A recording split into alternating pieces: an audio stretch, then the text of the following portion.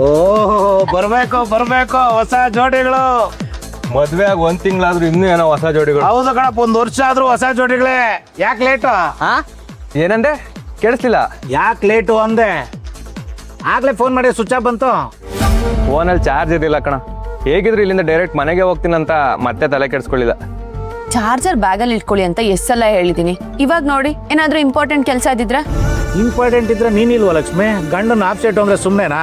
ಎಲ್ಲದರಲ್ಲೂ ಅರ್ಧ. ಅಲ್ಲ ಅಣ್ಣ, ಇವತ್ತೇನೋ ನಾನಿದ್ದೀನಿ, ಯಾವಾಗ್ಲೂ ಜೊತೆಗಿರಕ್ಕಾಗತ್ತಾ? ಇರ್ಲೇಬೇಕು. ಮಹಾಲಕ್ಷ್ಮಿ ಯಾವಾಗ್ಲೂ ಶ್ರೀಹರಿ ಜೊತೆನೇ ಇರಬೇಕು. ಹೌದು. ನೀವಿಷ್ಟೊತ್ತು ಆಡಿದ್ದು ಜಗಳನ ಇಲ್ಲ ಸರ್ಸನ? ರೀ, ಏನ್ ಆರ್ಡರ್ ಮಾಡ್ಲಿ? ಬರಮ್ಮ. ಹೊಟ್ಟೆ ಹಸುವಾಗ್ತಿದೆ, ಏನಾದ್ರೂ ಆರ್ಡರ್ ಮಾಡಪ್ಪ.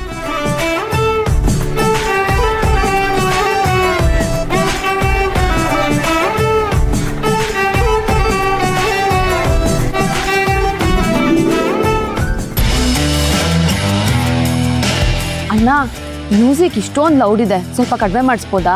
ನೀನೇನಮ್ಮ ಲಕ್ಷ್ಮಿ, ಈಗಿನ ಕಾಲದವ್ರಿಗೆ ಮ್ಯೂಸಿಕ್ ಇಲ್ಲ ಅಂದ್ರೆ ವೈಬ್ಸೇ ಇಲ್ಲ ಅಂತಾರೆ. ಅದು ಬೇರೆ ಮೇಲ್ಗಡೆ ಏನೋ ಪಾರ್ಟಿ ನಡೀತಾ ಇದೆ ಅಂತೆ, ಅದಕ್ಕೆ ಇಷ್ಟು ಮ್ಯೂಸಿಕ್ಕು.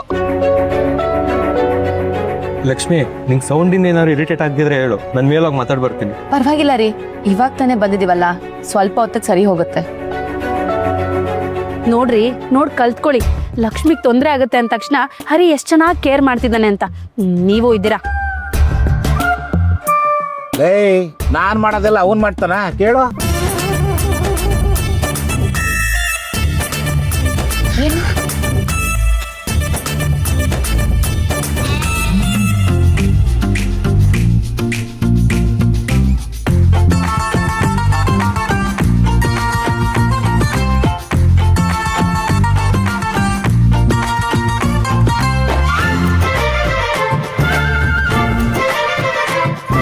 ಮಹಾಲಕ್ಷ್ಮಿ, ನಾನು ಮುರಳಿ ಮದ್ವೆಗಿಂತ ಮುಂಚೆನೆ ಏನೆಲ್ಲ ಪ್ಲಾನ್ ಮಾಡ್ಕೊಂಡಿದ್ವಿ ಗೊತ್ತಾ?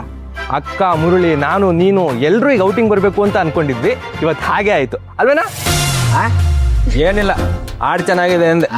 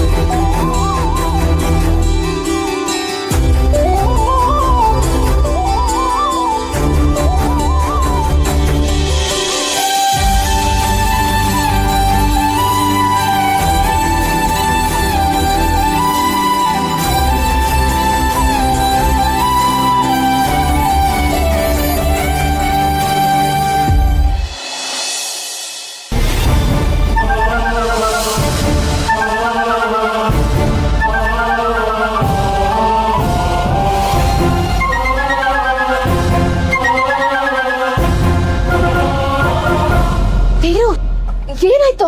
ಅಪ್ಪ ಎಲ್ಲಿದ್ದಾರೆ? ಐಸಿಲಿದಾರಕ್ಕ. ಪೇಷಂಟ್ ಕಡೆ ನೀವೇನಾ? ಹೌದು ಸರ್. ಹೇಗಿದ್ದಾರೆ ಅವರು? ಸದ್ಯಕ್ಕಿನ್ನ ಪ್ರಜ್ಞೆ ಬಂದಿಲ್ಲಮ್ಮ. ಫಸ್ಟ್ ಏಡ್ ಮಾಡಿ ಡ್ರೆಸ್ಸಿಂಗ್ ಮಾಡಿದ್ದೀವಿ. ಏನಾಯ್ತು? ಪೇಷಂಟ್ ಗಾಯ ನೋಡ್ತಾ ಇದ್ರೆ ಯಾವುದೋ ಗಲಾಟೆ ಕೇಸ್ ಅನ್ಸುತ್ತೆ.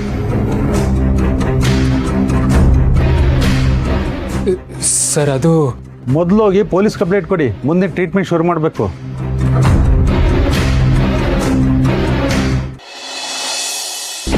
ಏನೇ ಇದು, ಪೊಲೀಸು ಕಂಪ್ಲೇಂಟ್ ಅಂತೆಲ್ಲ ಹೇಳ್ತಿದ್ದಾರೆ.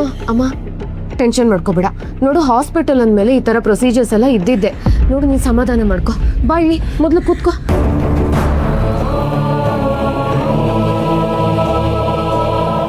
ತೀರು, ನೀನು ಅಲ್ಲಿ ಹೋಗಿದ್ಯಲ್ಲ, ಏನಾಯ್ತು? ಅಪ್ಪ ಯಾರ ಜೊತೆನಾದ್ರೂ ಜಗಳ ಮಾಡ್ಕೊಂಡ್ರಾ? ಅವ್ರಿಗೆ ಯಾರೋ ಹೊಡೆದಿದ್ದು? ಅಕ್ಕ, ನಾನು ಅಲ್ಲಿ ಹೋಗೋ ಅಷ್ಟರಲ್ಲೇ ಅಪ್ಪ ಆಲ್ರೆಡಿ ಪ್ರೆಗ್ನೆಂಟ್ ಆಗಿ ಬಿದ್ದಿದ್ರು. ನಾನು ಇಮಿಡಿಯೇಟ್ ಆಗಿ ಆಂಬ್ಯುಲೆನ್ಸ್ ಮಾಡಿ ಕರ್ಕೊಂಬಂದೆ. ಅಪ್ಪನ ಜೊತೆ ಯಾವಾಗಲೂ ಇರ್ತಾರಲ್ಲ ಅವ್ರ ಫ್ರೆಂಡ್ಸು, ಅವ್ರು ಯಾರೂ ಇರ್ಲಿಲ್ವಾ ಅಲ್ಲಿ? ಆ ಟೆನ್ಷನಲ್ಲಿ ಅಪ್ಪನ ಫ್ರೆಂಡ್ಸ್ ಯಾರು ಅಂತ ಹೆಂಗಕ್ಕ ಗೊತ್ತಾಗುತ್ತೆ? ಅಲ್ಲಿ ಯಾರೋ ಸ್ವಲ್ಪ ಜನ ಇದ್ರು, ಅವ್ರ ಹೆಲ್ಪ್ ತಗೊಂಡೆ ಇಲ್ಲಿ ಕರ್ಕೊಂಬಂದಿದ್ದು. ತ್ರಿಪುರ, ಅವನಿಗೇನೇ ಗೊತ್ತಾಗುತ್ತೆ ಪಾಪ. ಇಷ್ಟಾರು ಮಾಡಿದಾನಲ್ಲ, ಇವತ್ತು ಅವನಿಲ್ಲ ಅಂದಿದ್ರೆ ಏನು ಗತಿ ಆಗಿರೋದು? ಸರಿಮ್ಮ, ನೀನ್ ದಯವಿಟ್ಟು ಸಮಾಧಾನ ಮಾಡ್ಕೊ. ನೋಡು ನಾವೆಲ್ಲ ಇದೀವಲ್ವಾ, ಅಪ್ಪಂಗೆ ಏನೂ ಆಗಲ್ಲ. ಅದೇನ್ ಮಾಡಕ್ ಹೋಗಿದ್ರು, ಅಲ್ಲಿ ಏನಾಯ್ತು? ಇವ್ರು ಬೇರೆ ಪೊಲೀಸು ಕೇಸು ಅಂತೆಲ್ಲ ಹೇಳ್ತಿದ್ದಾರೆ. ಅಕಸ್ಮಾತ್ ಅಪ್ಪಂದೇ ತಪ್ಪಿದ್ರೆ ಏನೇ ಮಾಡೋದು?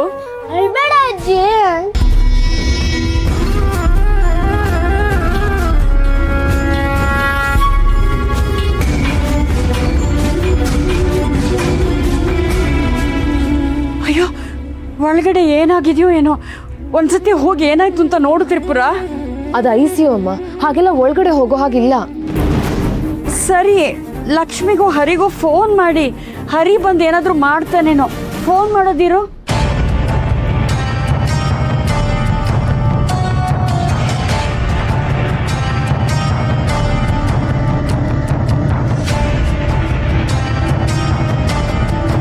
The number you are trying to call is currently switched off.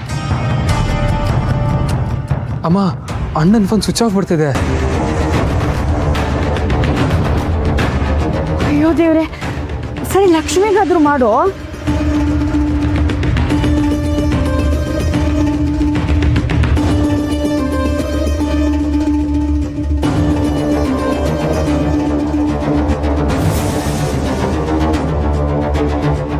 ಏನು ರಿಂಗ್ ಆಗ್ತಿದೆ, ಇರಮ್ಮ.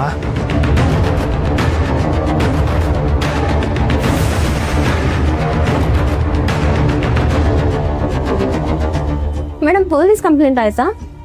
ಬೇಗ ಮಾಡಿ, ಇಲ್ಲ ಟ್ರೀಟ್ಮೆಂಟ್ ಡಿಲೇ ಆಗುತ್ತೆ. ಅಯ್ಯೋ ದೇವ್ರೆ, ಹಾಗೆಲ್ಲ ಹೇಳ್ಬೇಡಿಮ್ಮ. ನಾವೇನೋ ಮಾಡ್ತೀವಿ, ನೀವು ದಯವಿಟ್ಟು ಟ್ರೀಟ್ಮೆಂಟ್ ಶುರು ಮಾಡಿ. ಜೀವಕ್ಕೇನಾದ್ರೂ ಅಪಾಯ ಆದ್ರೆ ನಾವು ಜವಾಬ್ದಾರರಲ್ಲ. ಶೋ ಭಗವಂತ, ಯಾಕೆ ಹೀಗೆಲ್ಲ ಕಷ್ಟ ಕೊಡ್ತಾ ಇದೆಯಾ ನಮಗೆ? ಅಮ್ಮ ಪ್ಲೀಸ್, ನೀನ್ ಸಮಾಧಾನ ಮಾಡ್ಕೊ ಅಮ್ಮ. ದೀರು, ಹರಿಗೋ ಲಕ್ಷ್ಮಿಗೋ ಕಾಲ್ ಕನೆಕ್ಟ್ ಆಯ್ತಾ? ಅವ್ರು ಬರ್ತಿದಾರಾ? ಇಲ್ಲ ಅಮ್ಮ, 10ಕ್ಕೆ ಫೋನ್ ರಿಂಗ್ ಆಗ್ತಿದೆ, ಆದರೆ ರಿಸೀವೇ ಮಾಡ್ತಿಲ್ಲ.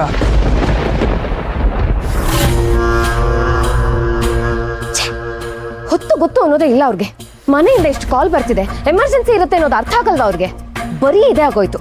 ಮದ್ವೆ ಆದ್ಮೇಲೆ ನಮ್ಮ ಹರಿ ಕೂಡ ಬದಲಾಗೋಗಿದ್ದಾನೆ.